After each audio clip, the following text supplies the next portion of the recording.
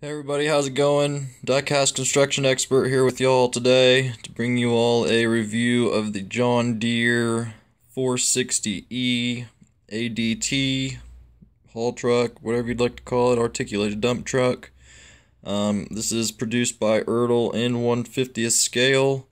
And as you can see, I have done a little bit of custom paint and a little bit of other little details here and there that we'll get to throughout the review, but as I try to do most of my reviews, starting out here on the low boy, give you all a little view of what it would look like. And just wanted to also mention that I'm sorry I haven't been keeping up very good with my reviews lately. I've been really busy doing stuff at work and stuff at home and trying to figure out a whole bunch of stuff.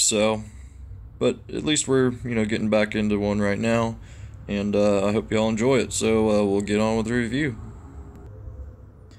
Alright, so carrying on with the review, I guess we're going to start up here at the front end of the model.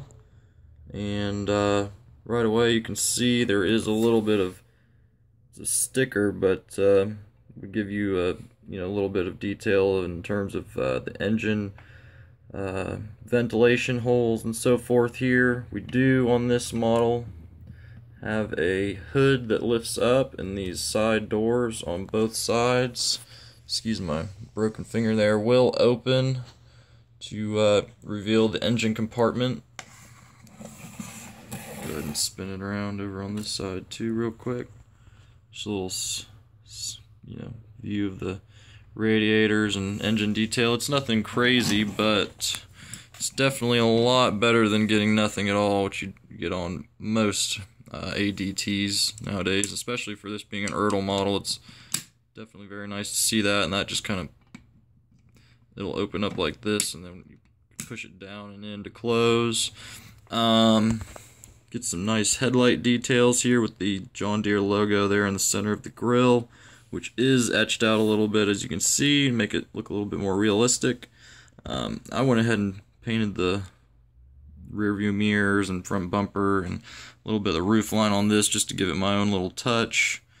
I know some of y'all really like that. I definitely prefer to spice it up a little bit versus just having the regular old ADT that anybody else can just buy. Definitely makes it look a little bit neater in my opinion. Coming down to the tread on the tires, a little bit covered in mud, but the tires are definitely appropriately sized, and the tread is definitely authentic. Got some grab rails with the John Deere logo there at the door, and a little step ladder that I also have. Not very great job, but I did, if we can zoom in on it, I did paint the ladder black ever so slightly. We'll flip it around to this side, give you all the other view. On this side we get the exhaust, another John Deere logo, a little bit of vent holes for which I'm assuming are just going to be where most of the auxiliary pumps and hydraulic pumps and everything like that are going to be located there. I did kind of weather some of these grease points where the truck itself and the remainder of the dump bed and chassis do connect to one another. I also, as you can see, added some hydraulic lines here with a little bit of weathering to kind of make it look like they both had leaked like crazy. I know a lot of the coal carpenters out there really won't dig this, but again, it's definitely setting this model apart from the stock model, and it definitely makes it look more realistic, bar none. Doesn't matter really what any of the haters out there want to say about it. Carrying on to the rest of the model, these mud flaps here are not rubber. These are going to be metal built into the bed. Not a big deal at all. It's better to have them than to not have them. Again, with the tread on the tires and the tires themselves looking very realistic. The rims look very realistic also. Carrying on, like I said, I did also paint the dump bed itself.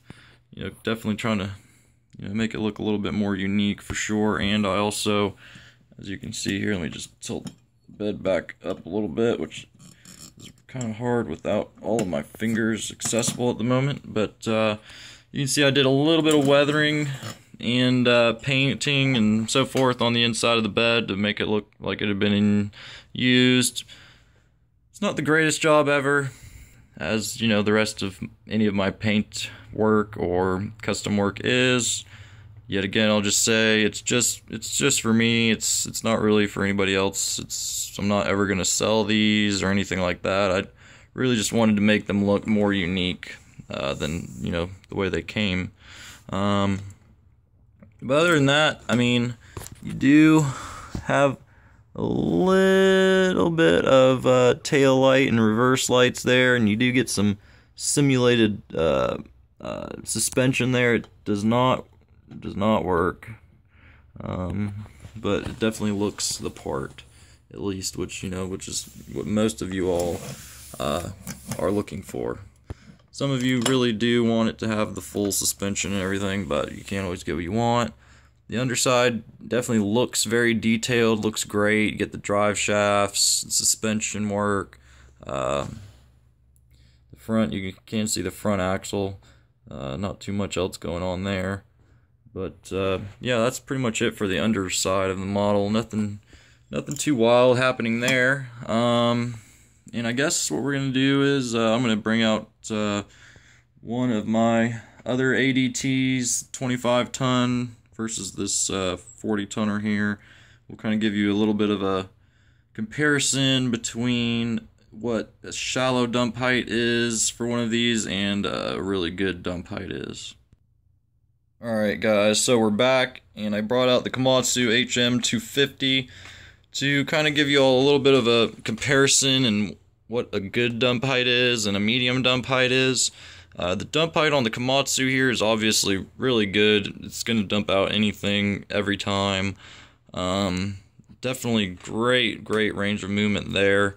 The Deere is definitely great also. It's just not quite as steep, but it's a lot better than you'll find on most models. A lot of models kind of like to stop short.